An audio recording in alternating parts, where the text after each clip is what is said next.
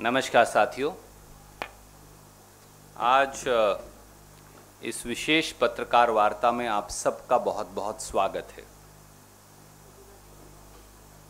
आज संविधान निर्माता बाबा साहब अंबेडकर की 130वीं जन्म जयंती है। आज इस विशेष पत्रकार वार्ता में विपक्ष के नेता आदरणीय श्री मल्लिकार्जुन खड़गे साहब, मेरी सहयोगी महिला कांग्रेस की अध्यक्षा सुश्री सुष्मिता देव जी, एनएसयूआई के हमारे राष्ट्रीय अध्यक्ष मेरे भाई और साथी कुंदन जी, आप सबका मैं विशेष स्वागत करता हूं। आज बाबा साहब की जन्म जयंती भारत के संविधान और संवैधानिक अधिकारों का उत्सव भी है। बाबा साहब की जयंती दास्ता, रूढ़िवादिता और अंधविश्वास के खिलाफ एक संपूर्ण क्रांति का उत्सव भी है। बाबा साहब की जयंती बगैर किसी दबाव और प्रलोभन के अभिव्यक्ति की आजादी का उत्सव भी है। आज जब देश के संविधान और संवैधानिक संस्थाओं पर मोदी सरकार द्वारा एक पूर्व नियोजित हमला बोला जा रहा है, तो बाबा साहब का कथन आज के संदर्भ में और भी प्रासंगिक है। एंड आई कोट, अज्ञानता से भय पैदा होता है, भय से अंधविश्वास पैदा होता है, अंधविश्वास से अंधभक्ति पैदा होती है, अंधभक्ति से आदमी का विवेक शून्य हो जाता है, और जिस आदमी का विवेक शून्य हो जाता है फिर वह आदमी इंसान नहीं, मानसिक गुलाम हो जाता है। इसलिए अज्ञानी नहीं, ज्ञानी बनो। आज अंधविश्वास, दोस्तों, आज अंधविश्वास और अंधभक्ति के चौतरफा अंधेरे में, विवेकहीनता और मानसिकता के गुलामी के वातावरण में, एक अहंकारी शासक के जबरन थोपे जा रहे स्तुतिगान व व्यक्ति पूजा के माहौल में और अभिव्यक्ति की आजादी को कंस की तरह बेड़ियों में जकड़े दिए जाने के युग में आईएनसी आज एक आईएनसी टीवी का विजन अनवील करेगा और उसकी फॉर्मल शुरुआत हम राष्ट्रीय पंचायती राज डे 24 अप्रैल 2021 से करेंगे। ये INC TV digital media platform इस अंधविश्वास, अंधभक्ति, विवेकहीनता और अभिव्यक्ति की आजादी पर लगी गुलामी की बेड़ियों को तोड़ने की एक छोटी सी शुरुआत होगी, जो महात्मा गांधी की सोच के अनुरूप है। आज हमारे साथ हम सौभाग्यशाली हैं कि आज हमारे साथ श्री मल्लिकार्जुन खड़गे जी हैं, और श्री मल्लिकार्जुन खड़गे जी सबसे पहले इस INC TV digital media platform का विजन क्या है, और आईएनसी टीवी ने एक छोटी सी फिल्म बनाई है। जैसा मैंने कहा कि इसकी फॉर्मल शुरुआत राष्ट्रीय पंचायती राज डे, जिसके लिए राजीव जी का नाम जाना जाता है, उस दिन से हम इसकी फॉर्मल शुरुआत, इसका प्रोग्रामिंग उस दिन से शुरू करेंगे। आज उसका विजन अनवील करने के लिए खड़गे साहब हमारे साथ हैं। मैं सबसे पहले अनुरोध करूंगा खड़गे साहब से कि वो आईएनसी, और हम उधर एक बार जाएंगे, कि वो INC TV digital media platform का एक 1 मिनट 21 सेकंड की विजन स्टेटमेंट और उसके बाद एक छोटी सी फिल्म बाबा साहब पर, वो दोनों खड़गे साहब अनवील करेंगे। और उसके बाद आज के संदर्भ में और बाबा साहब की जयंती पर खड़गे साहब अपनी बात आपके समक्ष रखेंगे। मैं अनुरोध करूंगा कि खड़गे साहब एक बार उधर आएंगे और इसे अनवील करेंगे।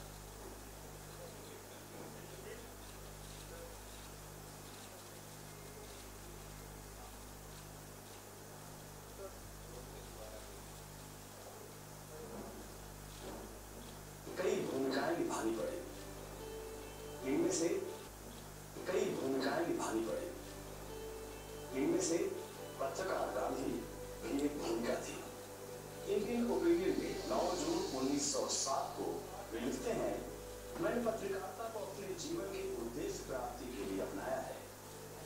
मेरा ध्येय है कि घोर दबाव में उदाहरण द्वारा मैं सत्याग्रह के बेजोड़ अस्त्र का प्रयोग सिखाऊं।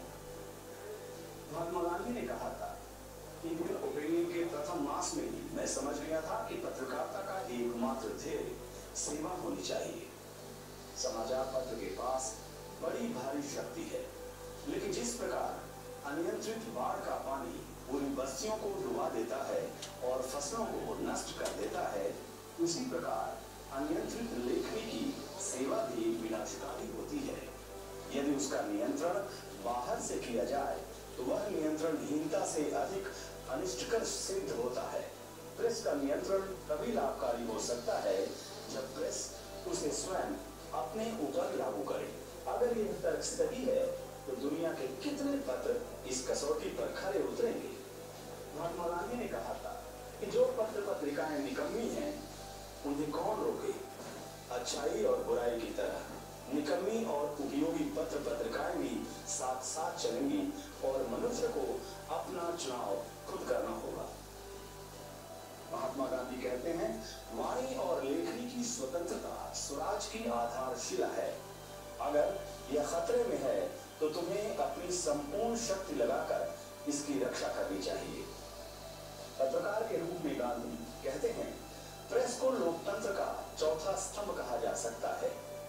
उसके शक्तिशाली होने में कोई संदेह नहीं है, लेकिन उस शक्ति का दुरुपयोग करना एक अपराध है। मैं स्वयं एक पत्रकार हूं और अपने साथी पत्रकारों से अपील करता हूं कि वे अपने उत्तरदायित्व को समझें और अपना काम करते समय केवल इस विचार को प्रश्न दे कि सच्चाई को सामने लाना है और उसी का पक्ष लेना है।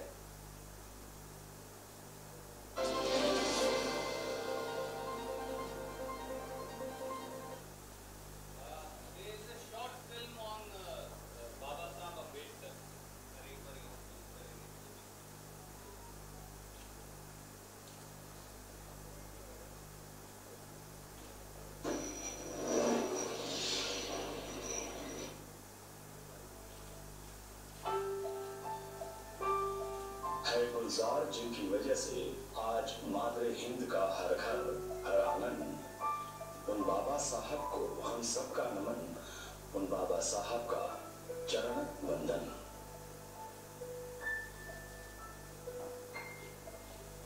रचकर समता मूलक संविधान, सबको दिया अधिकार समान, लोकतंत्र के पावन मंदिर में किया ऐलान, जाति धर्म से नहीं बनता कोई महान। We, the people of India, have solemnly resolved to constitute India into a sovereign democratic republic. Gandhi Nehru के सपनों को साकार किया, सरदार पटेल और मौलाना अब्दुल कलाम आजाद के सपनों को आकार दिया, देशवासियों के सपनों का संविधान दिया, स्वतंत्रता, समानता, बंधुत्व के भाव का प्रसार किया, हाशिए पर खड़े अंतिम व्यक्ति का सुरक्षित सम्मान किया, नव भारत का नूतन निर्माण किया। डॉक्टर अम्बेडकर ने 25 नवंबर 1949 को कांग्रेस पार्टी की भूमिका के बारे में जो कुछ कहा, मैं उसे ही दोहराना चाहती हूँ। संविधान के प्रारूप को आसानी से सदन तक लाने में सभी श्रेय कांग्रेस पार्टी को ही जाता है। शोषित वंचितों के लिए लड़ी लंबी लड़ाई, कलंकित कुरीतियों पर की चढ़ाई, माताओं बहनों को हर बंधन से मुक्त कराया, चहुओर मानवता का दीप जलाया। बाबा साहब अम्बेडकर दलित और कमजोर लोगों की जिंदगी में रोशनी लाई। उन्होंने अपनी सोच से हजारों साल पुराने जातिवाद की दीवार पर एक जबरदस्त चोट मारी। नीम के भारत को सुरक्षित रखने की अब है हमारी जिम्मेदारी। नफरत, हिंसा के सियासी सौदागरों की करनी है कड़ी पहरेदारी। भीम के विचारों का नहीं हो सकता कोई विकल्प। अंबेडकर जयंती पर आइए मिलकर लें एक संकल्प। भीम के भारत को बचाएंगे, बाबा साहब के सपनों का समाज बनाएंगे।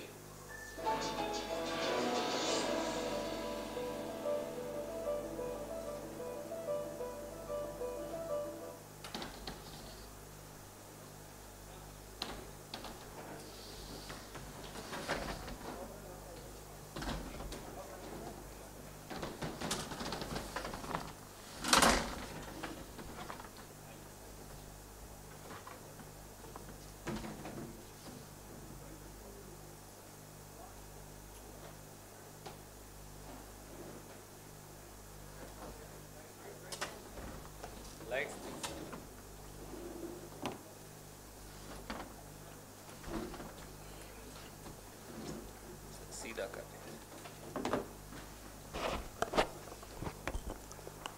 सो दोस्तों, आपने INC digital media platform INC TV का विजन स्टेटमेंट और एक छोटी सी फिल्म, एक बड़ी film INC TV digital media platform पर उपलब्ध रहेगी और 24 तारीख से इसकी नेशनल पंचायती राज डे से श्री राजीव गांधी जी की स्मृति में इसकी प्रोग्रामिंग हम शुरू कर देंगे। लगभग 8 घंटे हर रोज़ ये डिजिटल मीडिया प्लेटफॉर्म लाइव रहेगा और ग्रेजुअली हम इसे फर्दर एक्सपेंड करेंगे। आज जिनकी जन्म जयंती है और आज जिस प्रकार से दलित समाज के अधिकारों पर हमला बोला जा रहा है, एक सुनियोजित तरीके से उसे लेकर आदरणीय मल्लिकार्जुन खड़गे जी हमारे बीच में हैं और वो अपनी बात अब आपके समक्ष रखेंगे। आदरणीय खड़गे साहब।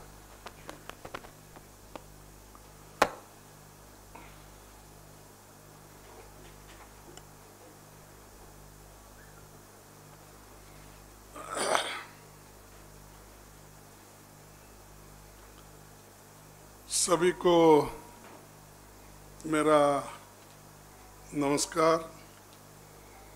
आज भारत रत्न बाबा साहेब डॉक्टर भीमराव अंबेडकर जी का 130वीं जयंती हम मना रहे हैं। हमें खुशी है इस मौके पर पार्टी की तरफ से आईएनसी टीवी डिजिटल लॉन्च किया जा रहा है। हम चाहते हैं कि कांग्रेस के विचारों का व्यापक प्रसार और प्रचार इसके माध्यम से हो और बाबा साहब अंबेडकर जी ने जो बातें बहुत पहले ही कही थी वो आज सच हो रहे हैं। मैं उदाहरण के तौर पर आपको 3 बातें बताऊंगा जो उन्होंने खासकर पत्रिका के बारे में कही थी और वो हमेशा अपने लोगों से कहते थे, कोई समाज, कोई विचार अगर उसको जीवित रखना है तो 3 चीजों की आवश्यकता होती है। एक विचार यानी आइडियोलॉजी, थिंकिंग। दूसरा आचार यानी अनुष्ठान में लाना। तीसरा प्रचार।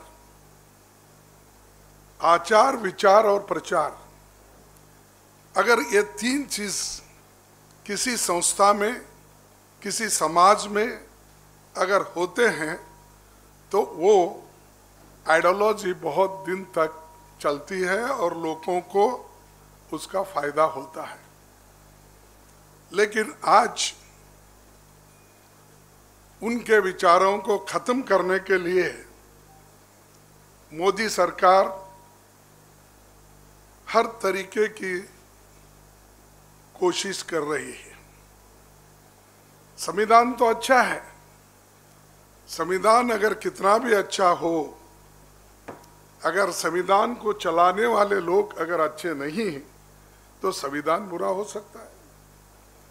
संविधान में कितने भी कमियां हो, अगर संविधान को चलाने वाले लोग अगर सही हो तो अच्छा हो सकता है। ये बाबा साहब अम्बेडकर ने खुद ही ये बात कही थी, जिसको श्रीमती सोनिया गांधी जी ने भी अपने भाषण में दोहराया था और यहाँ पर थोड़ा सा उन्होंने कहा।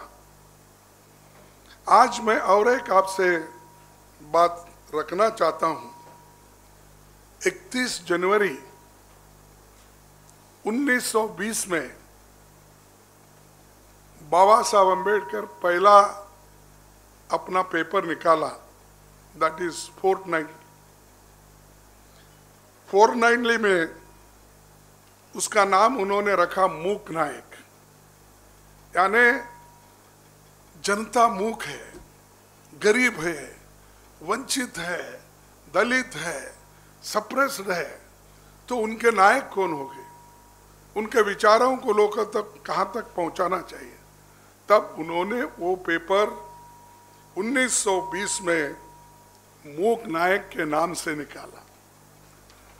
उसके बाद में उन्होंने ये भी कहा, उस पेपर के मुताबिक आज जितने भी अखबार मौजूद हैं वे किसी न किसी जाति के हितों की रक्षा में लगे हैं। वे दूसरों के हितों की ओर देखते तक नहीं। इस कारण हमारा देश विषमताओं का मायका बना हुआ है। सत्ता और ज्ञान के अभाव से साथ गरीबी ने विशाल दलित समाज को गहरे गर्त में डाल रखा है। धर्म को लेकर बाबा साहब अम्बेडकर जी ने कहा था, मैं एक ऐसे धर्म को मानता हूं जो स्वतंत्रता, समानता और बंधु प्रेम की भाव सिखाता है। फिर उन्होंने इस पेपर बंद होने के बाद और एक पेपर निकाला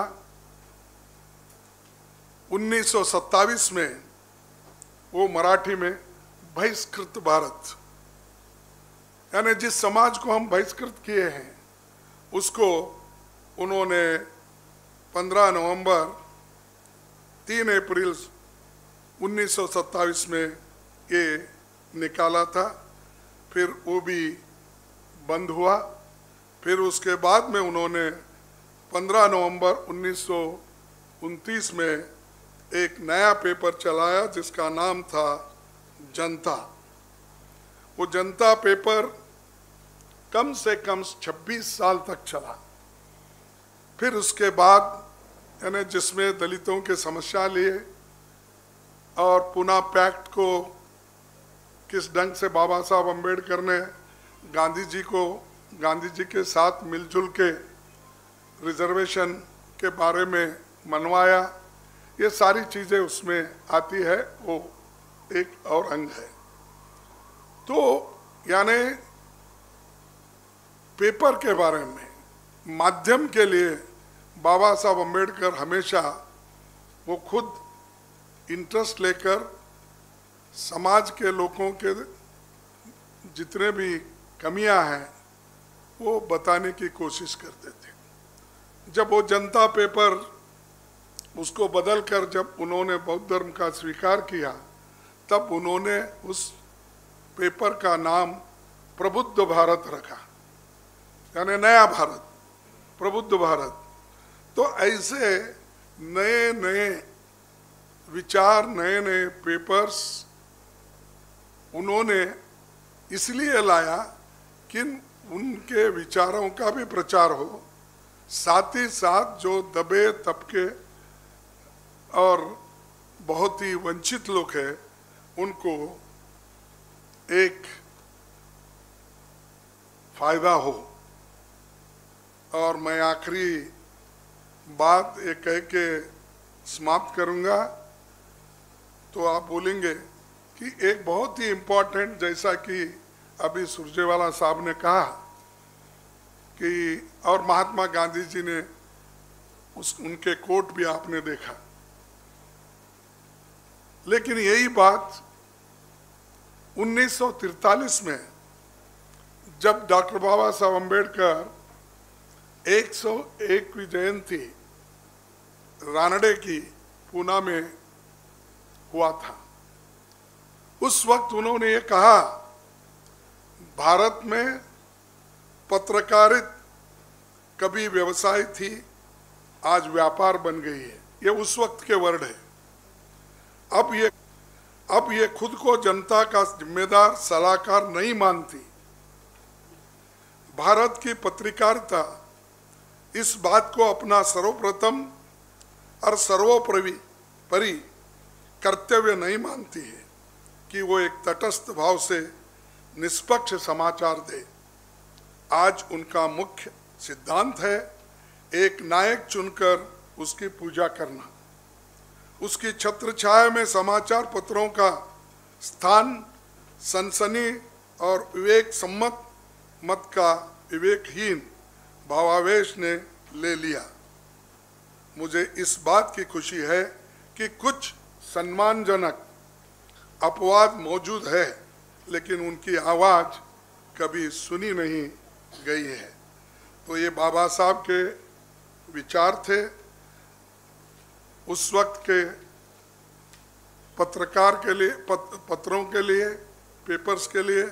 लेकिन आज भी वो निश्चित रूप से वो ये प्रूव हो रहा है कि जो पहली व्यवस्था थी, जो महात्मा गांधी जी ने कही, फिर उसके बाद में बाबा साहब अम्बेडकर जी ने कहा, वो सत्य होते जा रहा है। क्योंकि हर एक को डराना यही बीजेपी का और मोदी जी का काम है। उसी से आज पत्रकार को डरा रहे हैं, पॉलिटिकल लीडर्स को डरा रहे हैं, सामाजिक कार्यकर्ताओं को डरा रहे हैं, सबको डराते जा रहे हैं और उधर ध्यान नहीं दे रहे। यूपी में सबसे ज़्यादा अन्याय अत्याचार गरीबों पे, दलितों पे हो रहा है। अब उदाहरण के तौर पर बोलूँगा, हर 11 मिनट में एक दलित अत्याचार का शिकार होता है। इसके बारे में मोदी जी कुछ नहीं कहते। सेक्रेटरिएट में एक सेक्रेटरी है, एक ही secretary, principal secretary, additional secretary 6, joint secretary 4। यानी ये हालत जिस जगह मोदी जी खुद काम करते हैं उस पार्लियामेंट में है। तो उनसे मैं समझता हूँ कि दलितों के प्रति उनकी सिर्फ इलेक्शन में वो कभी कभी बात करते। इस बार तो मैं देखा, मैं खुद बाबा साहब अम्बेडकर के स्टैचू के पास पार्लियामेंट में गया था। एक हार डाले हैं, उसके सिवाय वहाँ पर कुछ नहीं है। मोदी जी तो नहीं गए, दूसरे भी नहीं गए। मैं बोला कि मैं यहाँ तक आया हूँ, मैं बाबा साहब अम्बेडकर का दर्शन लो, इसलिए मैं पार्लियामेंट के अंदर गया, फूल डाला, आया। मुझे बड़ा निराश हुआ। अरे आप बड़े बड़े इलेक्शन के मीटिंग करते हो और बड़े बड़े कार्यकर्ताओं का मीटिंग लेते हो, क्या 10-50 लोग मिलके वहाँ पर उनको फूल माला नहीं चढ़ा सकते? ये मोदी जी का ये जैसा है हाथी के दांत दिखाने का एक, खाने का एक, वैसा आज मोदी जी चल रहे हैं। और इसीलिए वो हमको बताना है, देश को, विदेश को, यहाँ के जनता को, कि इस मीडिया द्वारा जो इसमें बहुत ही कोशिश करके हमारे सुरजेवाला साहब ने जो बनाया है और इसको आगे बढ़ाने के लिए वो जो कोशिश कर रहे हैं, हम सभी लोग उनके साथ हैं। और इस मीडिया का फ़ायदा ज़रूर सभी लोग लेंगे, ऐसा मैं समझ के मेरे बात को ख़त्म करता हूँ। Thank you sir. Before we take questions, आज जिस प्रकार से दलित अधिकारों पर अतिक्रमण हो रहा है, उसके दो पहलुओं को बहुत संक्षिप्त में मेरे दोनों सहयोगी सुष्मिता जी और नीरज जी उसकी व्याख्या करेंगे। मैं उन्हें अनुरोध करूंगा, पहले सुष्मिता जी को और उसके बाद नीरज जी को। सुष्मिता जी।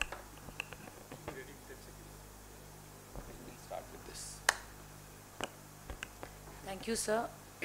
I would like to start by paying my deep respect and tribute to Baba Saheb Ambedkar, who gave us our constitution And I would like to also thank you all for being present here at the launch of our INC digital channel.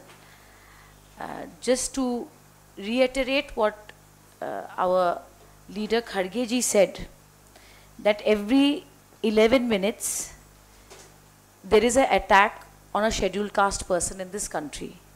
And this data does not come from the Congress platform, but this data is backed by the NCRB. And what I have to reiterate is that the SC sub-plan, which was the vision of the UPA of the Congress party, has been repeatedly diluted by the NDA government, by the BJP government.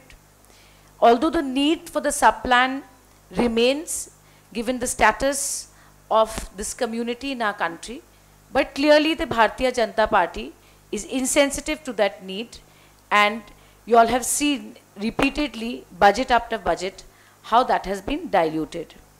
I have to say, if we talk about atrocities on the scheduled caste brothers and sisters of this country, we must hold out and must highlight that the example of Gujarat and Uttar Pradesh stands out. It has been seen how the Chief Minister of Uttar Pradesh, Ajay Bisht ji, visits a Dalit home but ensures that they are bathed first. It has been seen even in Karnataka with Yedurappa ji, that how he visits a scheduled caste community's household but makes sure that the hotel, the food is from the hotel. This is exactly the discrimination and the mindset that our constitution wants to protect our people from. And especially, we have to say that this government has proved again and again and again, wherever it is in power in the states and at the center, that it repeatedly acts against the interest and security of the scheduled caste people. One small data I would like to give is in UP itself, the attacks on scheduled caste community has risen to 11,829, which is almost 25.8% in the entire country. And I hope that is evidence enough to tell us all how anti-scheduled caste community the Bharatiya Janata Party and its chief ministers are. Thank you. Thank you, Shushmita ji. I will now request my colleague Neeraj Kundan ji, because the scheduled castes are being discriminated against both in terms of scholarships and jobs, as also opportunities. He will mention briefly 2 points. Thank you sir. सबसे पहले तो मैं बाबा साहब को श्रद्धांजलि देना चाहूँगा, और श्रद्धांजलि देते समय ही आज उनकी वो कही बात जो बाबा साहब ने कहा था कि शिक्षकों को जो है, हमारे जो छात्र हैं, दलित छात्र हैं, उनको शिक्षक बनाइए ताकि वो आगे आने वाले समय में जो है वो संघर्ष कर सकें। परंतु जो भाजपा की आज की एक नीयत है, वो दलित छात्रों को जो है वो शिक्षित से नहीं बनाना चाहती है, वो उनको वंचित रखना चाहती है, ताकि वो आने वाले समय में अपनी आवाज़ जो है इस सरकार के खिलाफ नहीं उठा सके।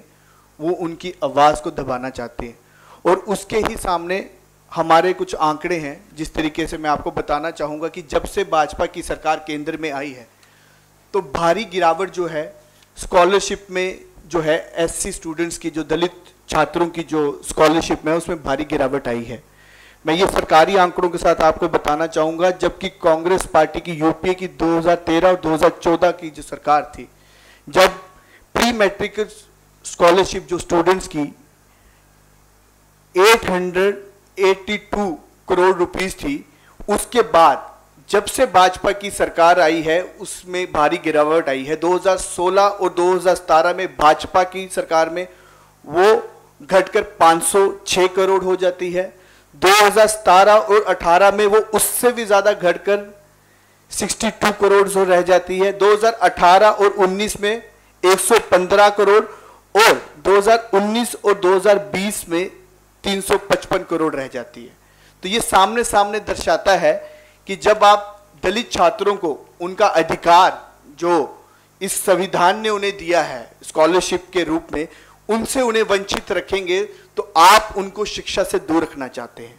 और उसके साथ साथ मैं आपको आखिरी अपना पॉइंट ये भी आप लोगों के सामने, मीडिया के साथियों के सामने रखना चाहूंगा। ये भी एक सरकारी आंकड़ा है जो मार्च 2021 18 मार्च को सरकार के द्वारा दिया गया, जिसमें सरकारी हमारे जितने भी डिपार्टमेंट्स हैं उसमें 50% से ज्यादा जो हमारे दलित स्टूडेंट्स हैं उनकी वैकेंसी जो है वो रिक्त पड़ी है। अगर मैं इनमें railways, housing board, defence, autonomic energy, इन सभी डिपार्टमेंट्स, रेवेन्यूज, ये जो 8 टोटल डिपार्टमेंट्स है, इनकी टोटल वैकेंसीज अगर मैं आपको बताऊंगा तो वह 14,336 जो है ये बनती है। तो ये सामने सामने दर्शाता है कि किस तरीके से वो, चाहे निजीकरण जिस तरीके से आज की इस वर्तमान सरकार का जो चल रहा है, उसमें भी सीधा सीधा जो उनका जो निशाना है वो कहीं ना कहीं दलित जो छात्र हैं उनको जो संविधान के द्वारा, जो बाबा साहब के द्वारा जो अधिकार दिया गया रिजर्वेशंस का, उसको छीनने का काम जो है ये सरकार कर रही है। तो ये कुछ पॉइंट्स जो है हमने आपके सामने रखे। धन्यवाद। शुक्रिया Kundan ji. Any questions you are welcome to ask.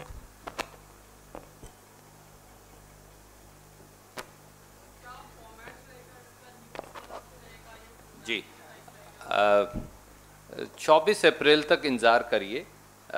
इसकी फॉर्मल लॉन्चिंग, जैसा मैंने आपको कहा, राष्ट्रीय पंचायती राज डे पे इसकी कंप्लीट प्रोग्रामिंग, उसकी डिटेल्स, इसके एडिटर, डिप्टी एडिटर्स, इसके संचालक कौन होंगे, वो सब आपके सामने होंगे। जैसा मैंने कहा कि इनिशियली ये प्लान किया है कि 8 घंटे हर रोज़ ये डिजिटल मीडिया प्लेटफॉर्म लाइव रहेगा और इसमें बाकायदा डिबेट्स, डिस्कशंस इत्यादि होंगी। इसका पूरा प्रारूप लगभग तैयार है। 24 अप्रैल को हम इसकी कंप्लीट डिटेलिंग आपको देंगे। यस जी, नहीं, ये केवल डिजिटल मीडिया प्लेटफॉर्म है। It is not going to be on satellite. Yes,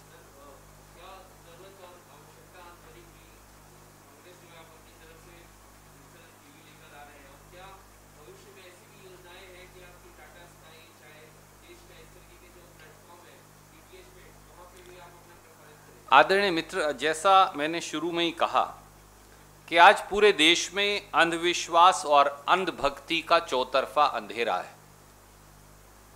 विवेकहीनता और मानसिक गुलामी का वातावरण है। एक अहंकारी शासक के द्वारा जबरन थोपा जा रहा स्तुतिगान भी है और व्यक्ति पूजा का माहौल भी। अभिव्यक्ति की आजादी को कंस की तरह बेड़ियों में लपेटने का युग भी है। इसलिए ऐसे में सैकड़ों, हजारों, लाखों डिजिटल मीडिया प्लेटफॉर्म और जो प्रिंसिपल टेलीविजन चैनल्स हैं या अखबार हैं, उनके भी डिजिटल मीडिया प्लेटफॉर्म्स अभिव्यक्ति की आजादी में अपनी अपनी रचनात्मक भूमिका दे रहे हैं। आप किसी से सहमत हो सकते हैं, किसी से असहमत हो सकते हैं। जैसा महात्मा गांधी ने कहा, हर व्यक्ति की अपनी जगह है।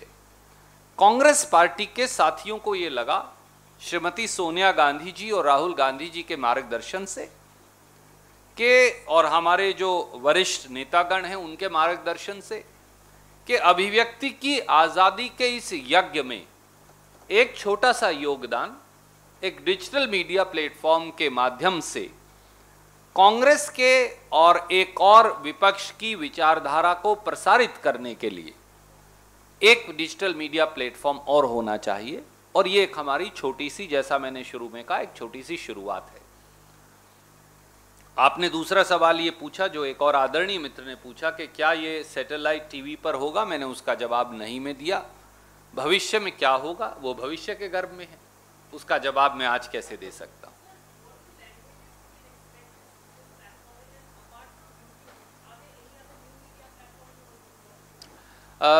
The languages would be initially Hindi and English.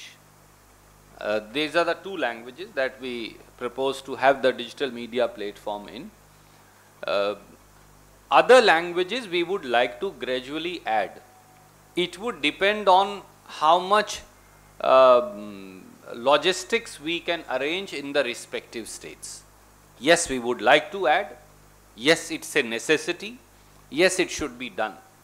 Yes, many regional digital media platforms are doing yeoman's service already, right from Assam up to Kerala, up to Gujarat.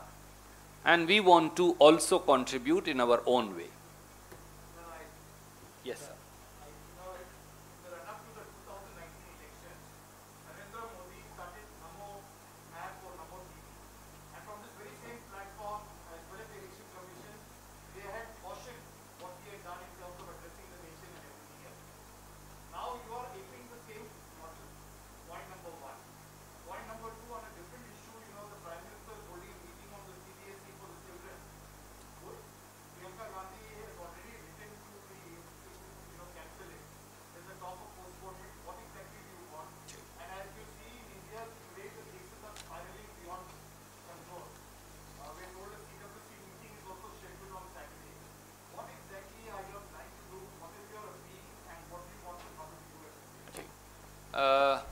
My dear friend, to answer your first question first,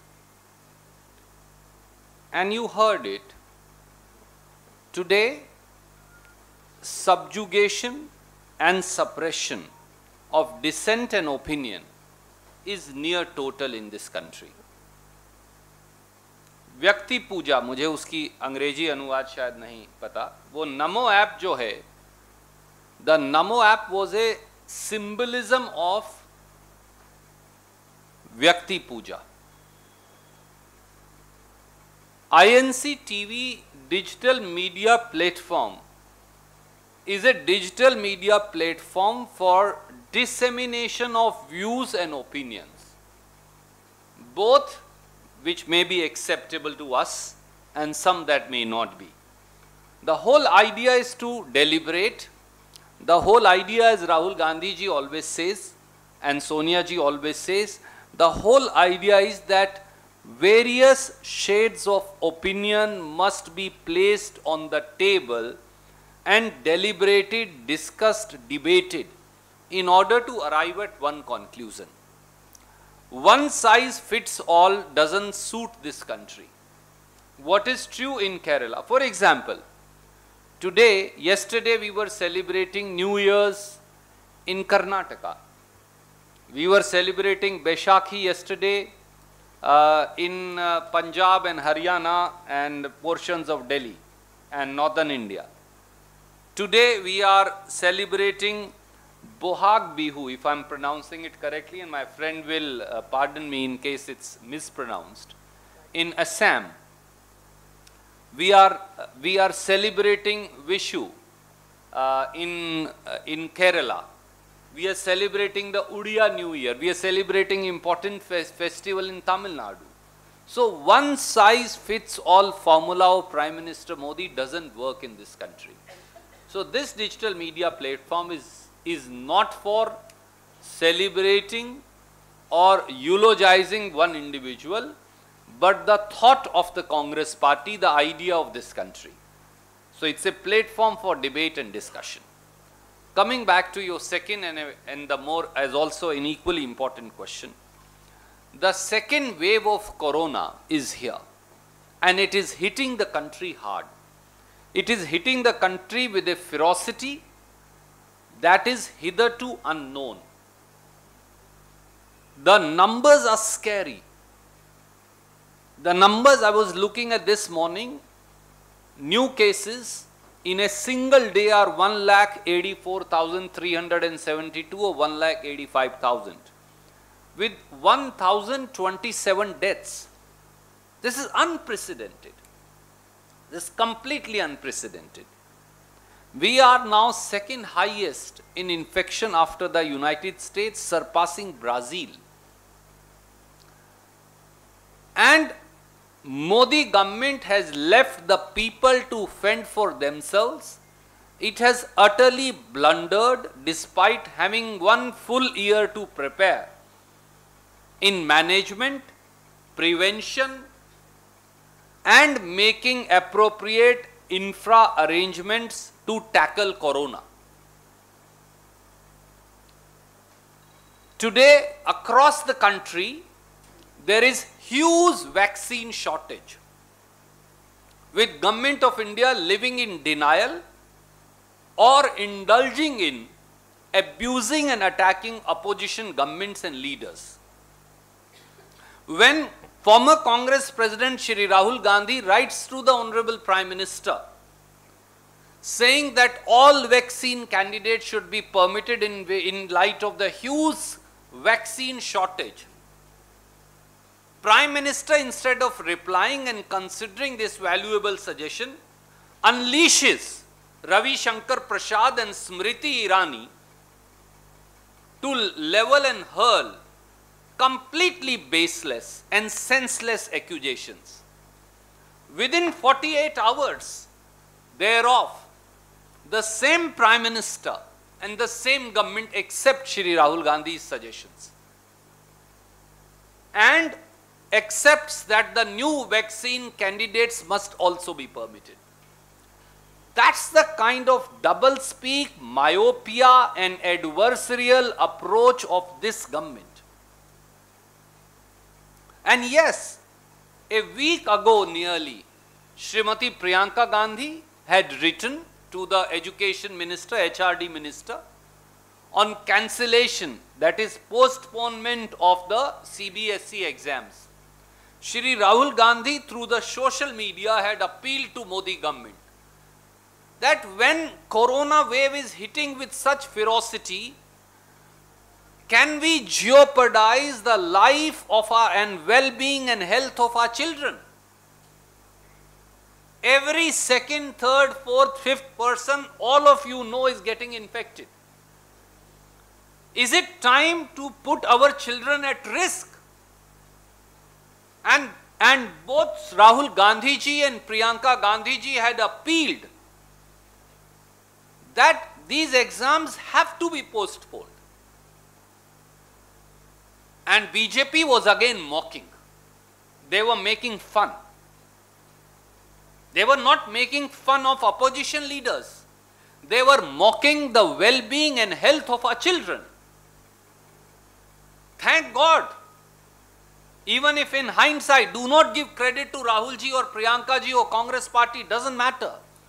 But for thank God and for heaven's sake, consider the health and well-being of India's children when crores of such children are made to physically sit for a CBSE exam. How do you know how many children will end up getting infected? This is the need of the hour. There is a national emergency happening. We know that Prime Minister is busy in public meetings. Instead of addressing the issues of vaccination, health infrastructure, medication, life-saving drugs, oxygen, availability of all of these. But Prime Minister needs to follow Raj Dharma and rise up to the occasion. Instead of following adversarial politics, there is no you versus me debate, Mr. Prime Minister, here. There is only a us versus corona debate in this country. Thank you.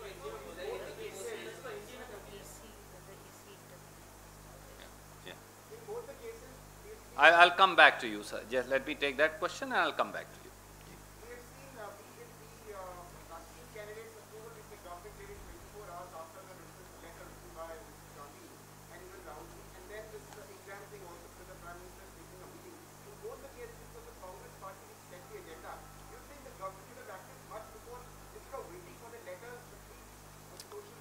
Absolutely. Prime Minister Shri Narendra Modi is negligent, callous and indifferent when it comes to management of COVID-19 disease in this country. Modi government has jeopardized and endangered the lives of millions and millions of Indians by its negligent conduct. Modi government is completely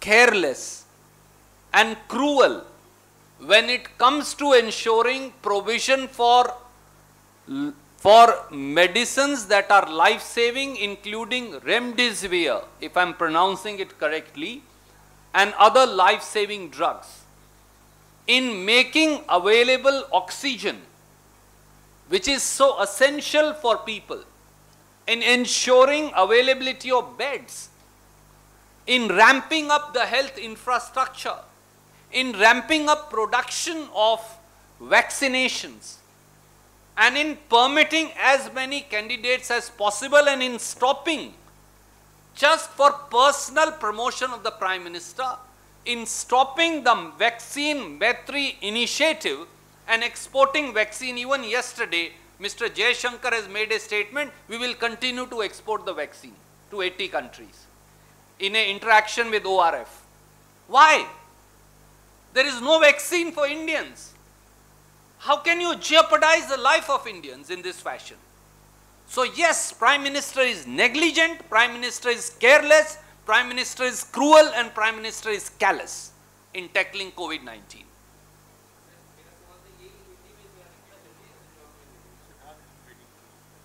Yes, Siddharth ji, can I also take yours? Sorry, I did not see.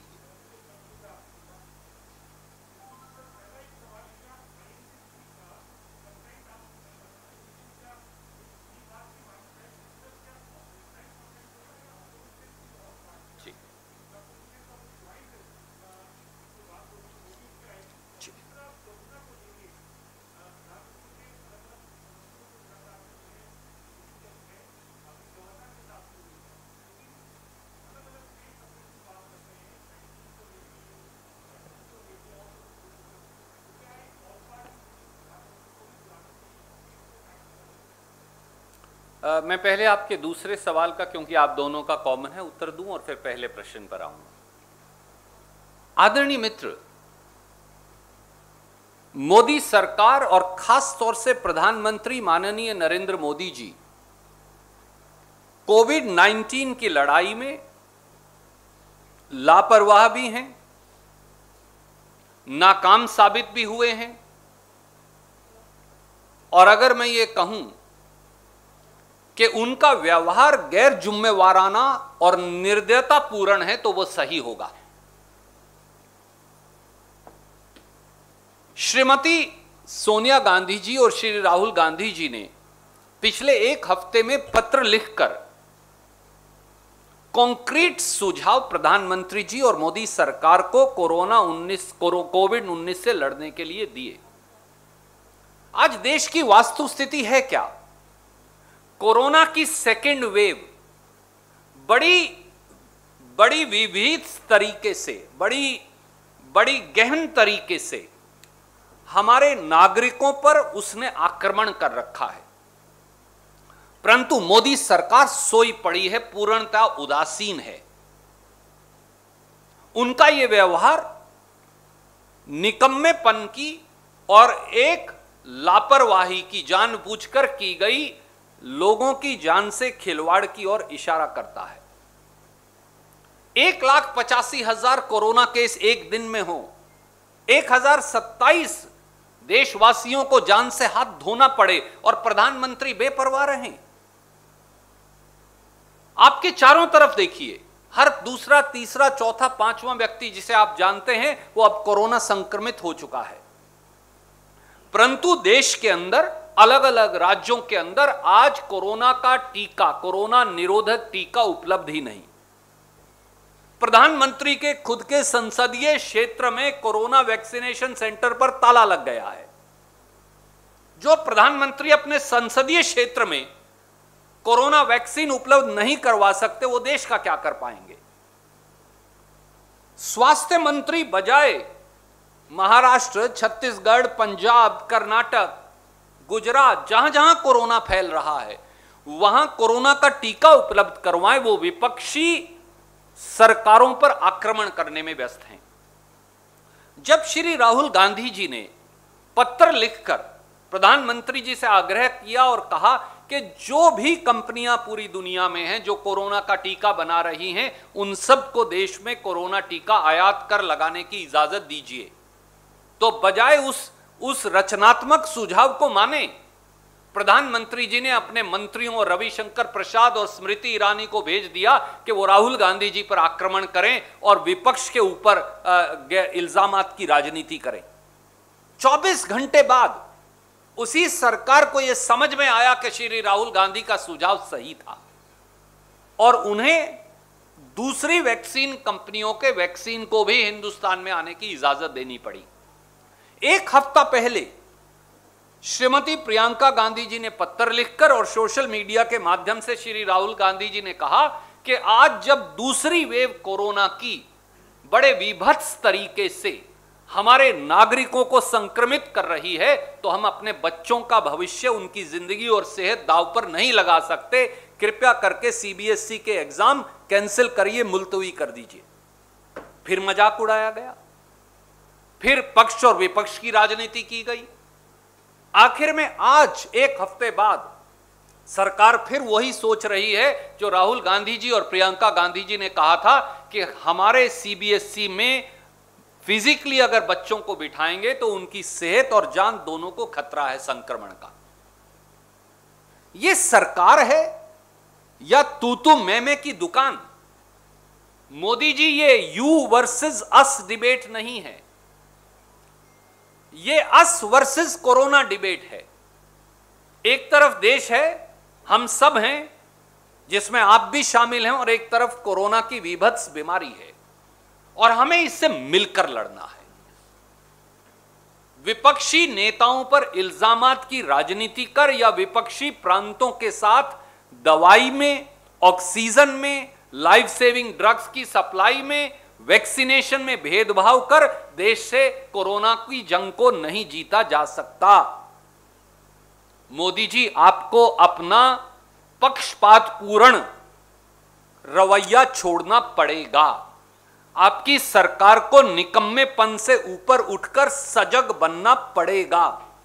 निर्दयता और लापरवाही छोड़कर सजगता और ईमानदारी से पूरे हिंदुस्तान को एक नजरिए से देखकर कोरोना से लड़ाई लड़नी पड़ेगी। यही रास्ता है। और जहां तक आईएनसी टीवी का प्रश्न है, यह एक डिजिटल मीडिया प्लेटफॉर्म है मेरे दोस्त, जिसमें अलग अलग पहलुओं पर अलग अलग राय मशवरा जो है उस पर डिबेट होगी, जैसा हजारों और डिजिटल मीडिया प्लेटफॉर्म इस देश में कर रहे हैं। यह भी एक छोटी सी शुरुआत है और किसी भी विचार को इस प्लेटफॉर्म के माध्यम से डिबेट के लिए रखा जाएगा। धन्यवाद। Okay, last question.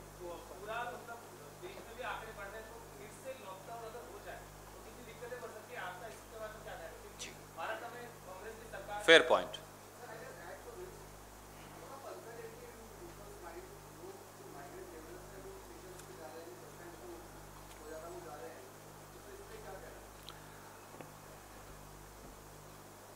मोदी सरकार का जो उदासीन और लापरवाह रवैया है, ये दोनों समस्याएं भी उससे उत्पन्न हुई हैं।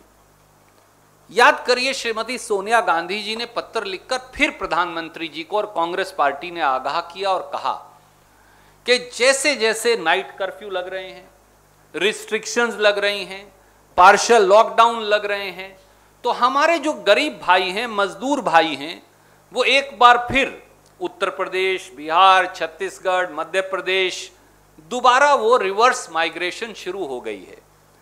परंतु सुरक्षित तरीके से उनकी घर वापसी का और जिस प्रांत में वो जा रहे हैं उन प्रांतों में उनके लिए आय और रोजी रोटी के साधन का सरकार के द्वारा कुछ इंतजाम नहीं किया गया। सबको आत्मनिर्भर बनाकर छोड़ दिया गया है कि भैया मोदी सरकार के बस में कुछ नहीं है, तुम जो खुद कर सकते हो वो कर लो। जिस प्रकार से पिछली बार हमने हृदय विदारक दृश्य देखे थे कि हजारों, लाखों, करोड़ों मजदूर हजारों किलोमीटर पैदल चले थे, अगर आज भी सरकार नहीं चेती तो फिर यही हाल होने वाला है। और कांग्रेस पार्टी ने, कांग्रेस अध्यक्षा जी ने एक कॉन्क्रीट सुझाव दिया है कि हर परिवार को 6,000 रुपया, हर परिवार को 6,000 रुपया उनके खाते में फौरन डालिए, ताकि इन लॉकडाउन और नाइट कर्फ्यूज और इकोनॉमिक एक्टिविटी पर जो रोक लगेगी, उससे जो उनकी आय जाएगी, उससे गरीब साथियों की मदद हो सके। मैं तारीफ करूंगा कांग्रेस की अलायंस वाली महाराष्ट्र सरकार की कि उन्होंने सीमित संसाधन होते हुए भी जो मोदी सरकार ने नहीं किया, वो महाराष्ट्र की सरकार ने कर दिखाया।